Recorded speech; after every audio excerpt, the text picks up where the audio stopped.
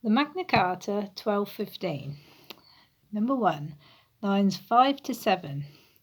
We have in the first place granted to God, and by this present charter confirmed for us and our heirs forever, that the English Church shall be free, its rights undiminished, its liberties unimpaired, and that we wish this to be observed appears from the fact that we of our own free will, before the outbreak of the disputes between us and our barons, granted and confirmed by charter the freedom of elections, which is considered most important and necessary to the English Church.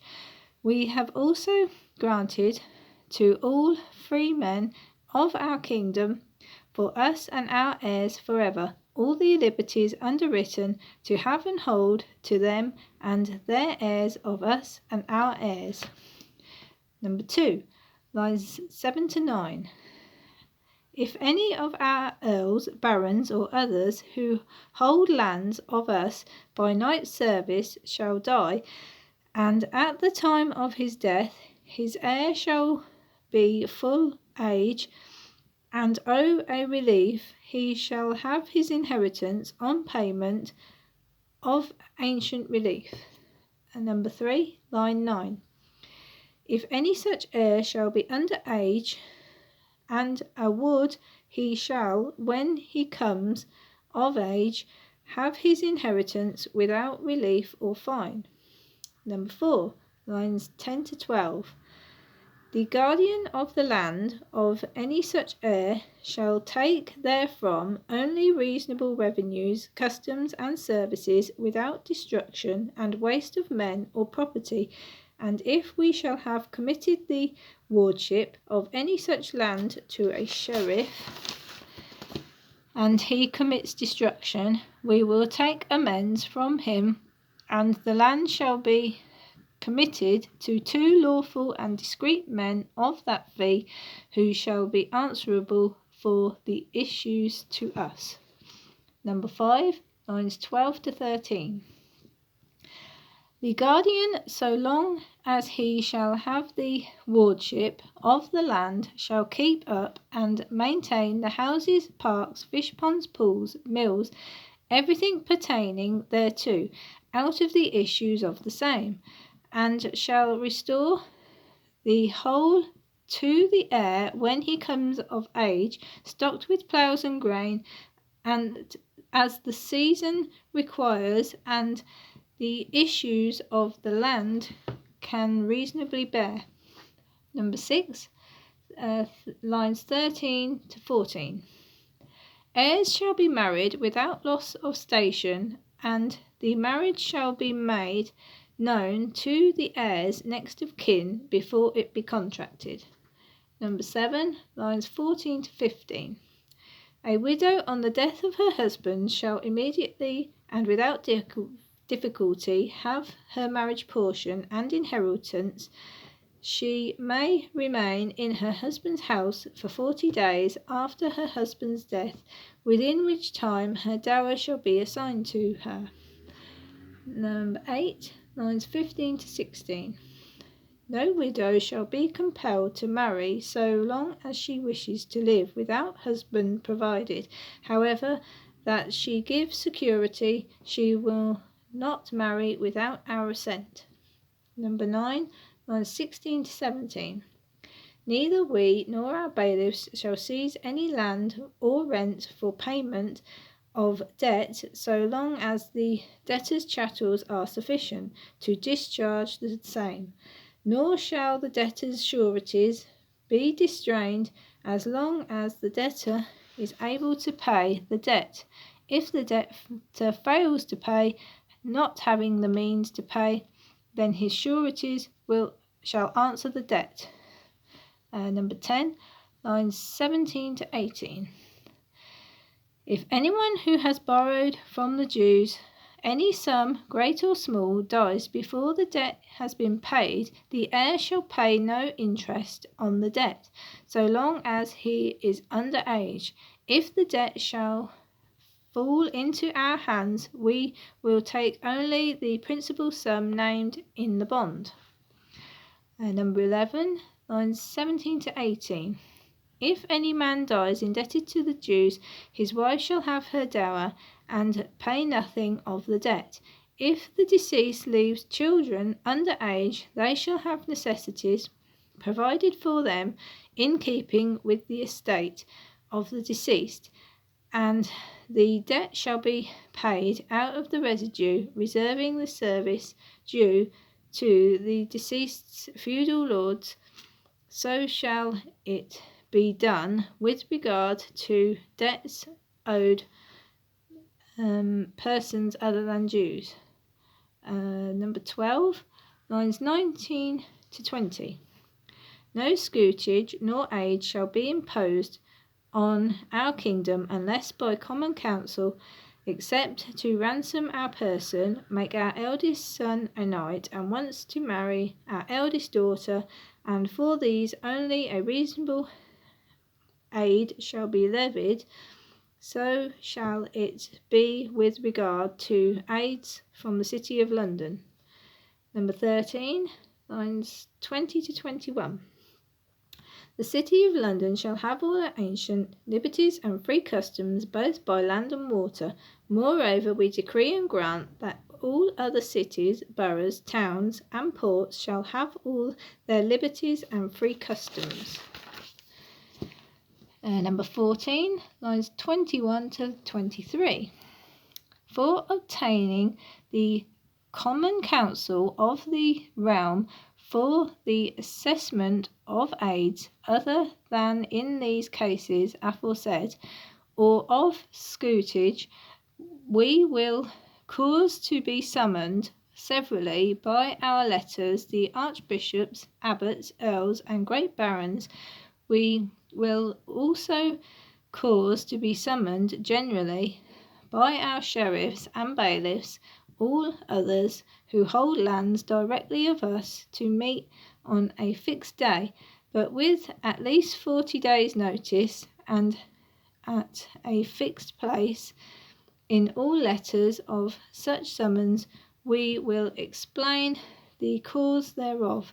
The summons being thus made, the business shall proceed on the day appointed according to the counsel of those who shall be present, although not all the persons summoned have come.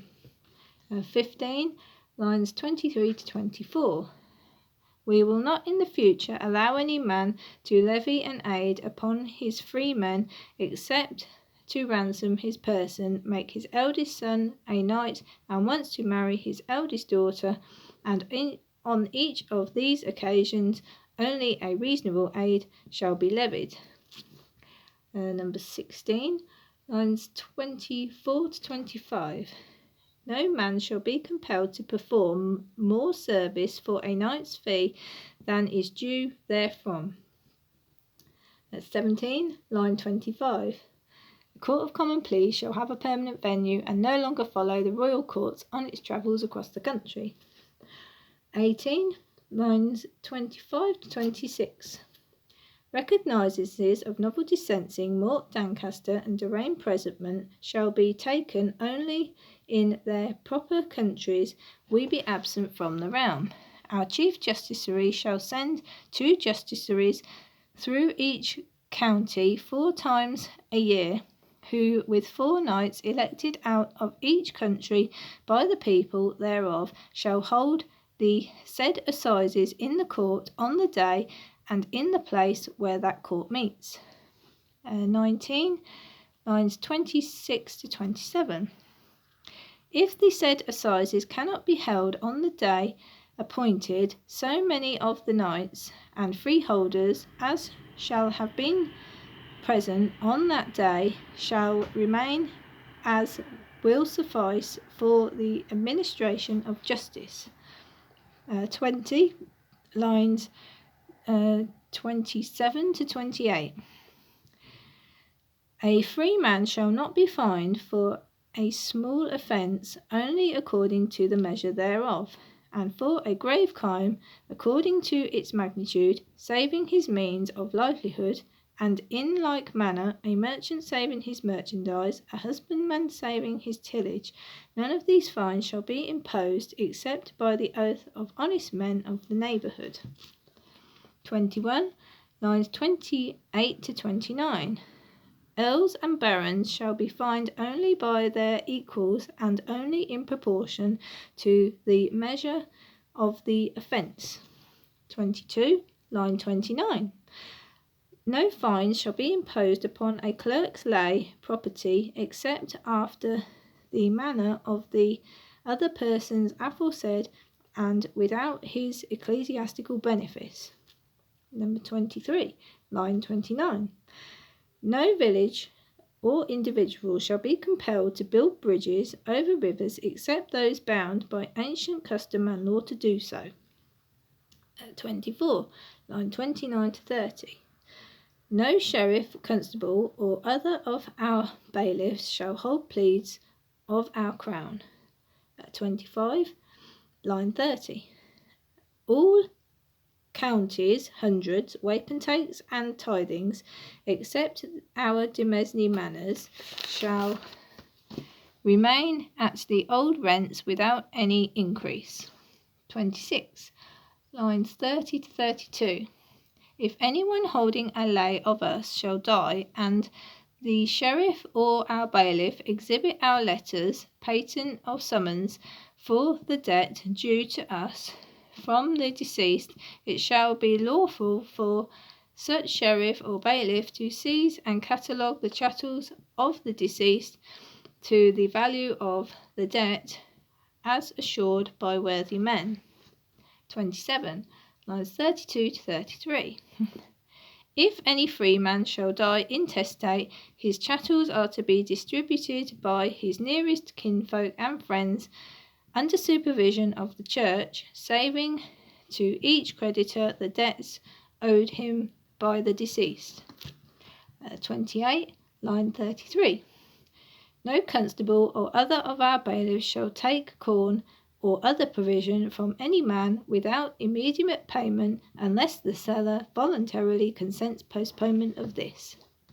29. Lines 33 to 34. No constable shall compel any knight to pay money in law of castle guard when the knight's willing to perform it in person or has some other fit man to do it. Number 30. Lines 34 to 35. No sheriff or other of our bailiffs or any other man shall take horses or carts of any freeman for transport without the owner's consent. Number 31, line 35. Neither we nor our bailiffs will take another man's wood for our castles or any other work without the owner's consent. 32, lines 35 to 36. We will retain the lands of persons convicted of felony for only a year and a day, after which they shall be returned to the lords of the fees. 33, line 36. All fishwires shall be entirely removed from the Thames and Medway throughout England, except upon the seashore. 34, lines 36. The writ called precipe shall not in the future be issued to anyone regarding if thereby a free man may not be tried in his lord's court. 35, line 36 to 37. There shall be one measure of wine throughout our realm, and one of ale, and one measure of corn, namely the London quarter, and one width of divecloths, russets, and habijats, namely 2 ells within the selvages, as with measures, so shall it also be with weights. 36, line 37. In future, nothing shall be given or taken for a writ of inquisition upon life or limbs, but it shall be granted free and not be refused. 37, line 37 to 39. If anyone holds us by fee, farm, soccage, or burrage, we will not have the wardship of his heir, or the land which belongs to another man's fee, or the land which he holds of another by night service. 38, line 39 to 40. In the future, no bailiff, upon his own unsupported accusation, place any man upon trial without preceding credible witness to the truth of the accusation. Number 39, line 40.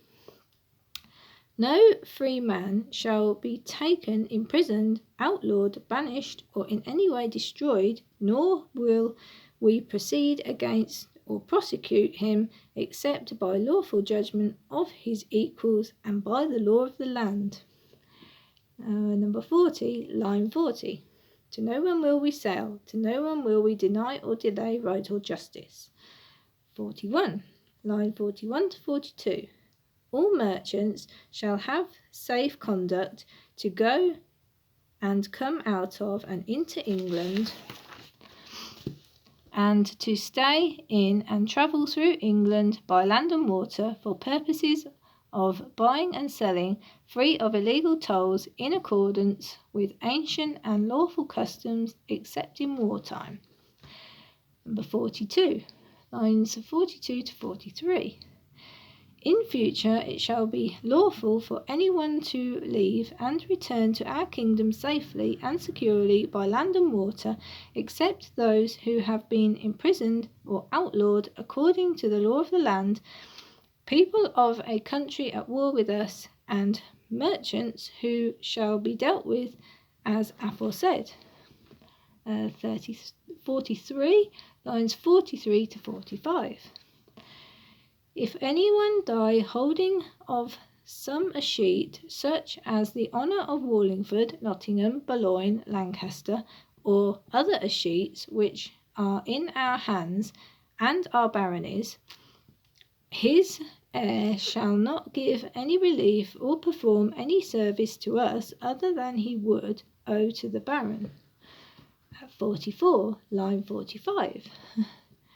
Men dwelling outside the forest need not in the future appear before our justiciaries of the forest in answer to a general summons. Number 45, lines 45 to 46. Only men who know the law of the realm and mean to observe it well shall henceforward be appointed justices, constables, sheriffs, or bailiffs.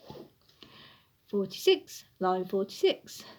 All barons who have founded abbeys evidenced by charters of English kings or ancient tenure shall have the wardship of them when vacant. 47, lines 46 to 47. All forests which have been made in our time forthwith be disafforested, so shall it be done with regard to river banks which have been enclosed in our time. 48, lines 47 to 48. All evil customs connected with forests and warrens, foresters and wardeners, sheriffs and their officers, all river banks and their wardens shall be immediately investigated in each county by 12 sworn knights of such county, chosen by honest men of that county, and shall within 40 days after the inquest be completely and irrevocably abolished. 49, lines 48 to 49. We will immediately restore all hostages and charters delivered to us by Englishmen as security for the peace or for the performance of loyal service. 50, lines 49 to 50. We will entirely remove from their bailiwicks the king's men of Gerard de Athis, so that henceforth they shall hold no offices in England. 51, line 50. As soon as peace is restored, we will banish from our kingdom all foreign knights, crossbowmen, mercenaries, and attendants who have come with horses and arms to the harm of the kingdom. 52, lines 50 to 53. If anyone has been dispossessed or deprived by us, without the legal judgment of his peers, of lands, castles, liberties, or rights, we will immediately restore them to him, and if any dispute arise thereupon, the matter shall be decided by judgment of the 25 barons. 53, lines 53 to 55.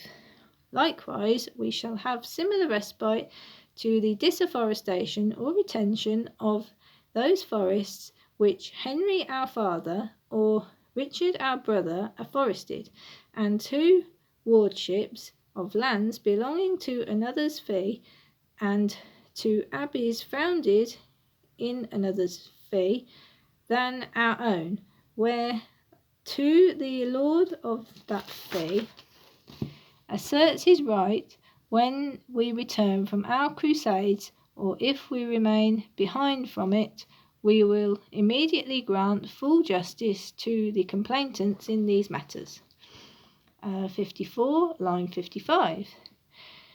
No one shall be arrested or imprisoned upon a woman's appeal for the death of any other person other than her husband. 55, line 55 to 57.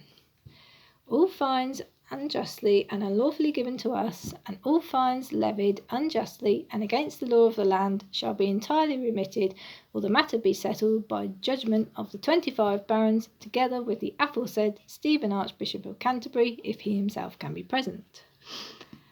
56, line 57 to 59. If we have dispossessed or deprived the Welsh of lands, liberties, or other things without legal judgment of their peers in England or Wales, they shall immediately be restored to them. The same shall the Welsh do to us and ours. 57, lines 59 to 61. But with regard to all those things of which any Welshman was dispossessed or deprived without legal judgment of his peers by King Henry our father, or our brother King Richard, and which we hold in our hands, or others hold under our warranty, immediately after our return from our crusade, or if by chance we should remain. 58, line 61. We will immediately restore the son of Llewellyn, all the Welsh hostages, and the charters which were delivered to us as security for the peace. 59, lines 61 to 62. With regard to the return of the sisters and hostages of Alexander, King of the Scots, and of his liberties and rights, we will do the same as we would with regard to our other barons of England. Number 60, lines 62 to 63.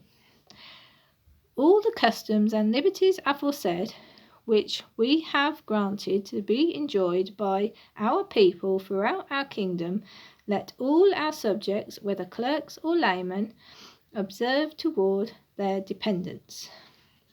61, lines 63 to 72.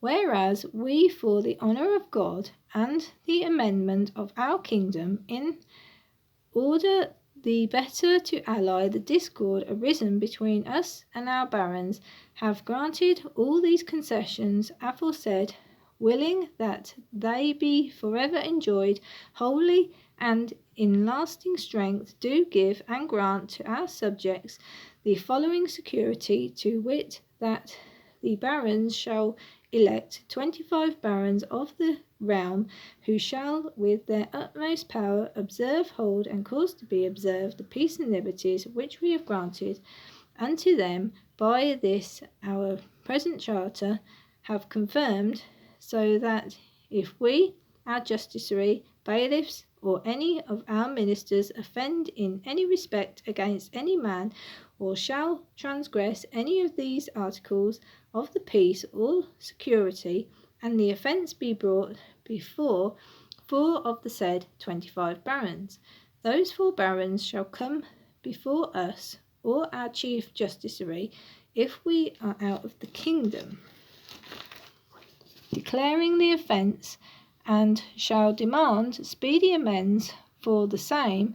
If we shall not have corrected the transgression within 40 days, the 4 barons shall report to the rest of the 25, and they, together with the community of the whole land, shall distrain and distress us in all possible ways, by seizing our castles, lands, possessions, and in any other way open to them, though without violence, to the king, queen, or their children, until they deem that redress has been done. This astonishing clause goes on to enjoin everyone in the realm to swear loyalty to the 25 in helping them to molest the king to the utmost of their power. Any who do not take the oath will be compelled to do so by the king himself. Finally, the clause provides the then very modern proceeding of the majority decision to govern the actions of the 25.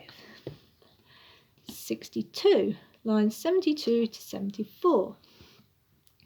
We have also wholly remitted and pardoned all ill will, wrath, and malice which has arisen between us and our subjects, both clergy and laity.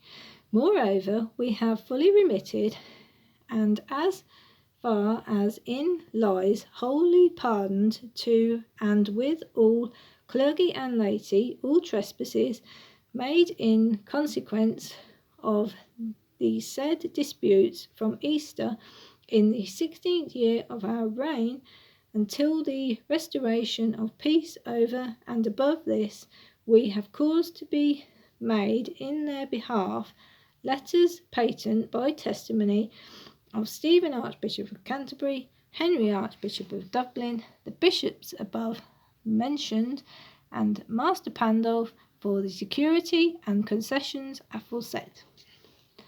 63, lines 74 to 75.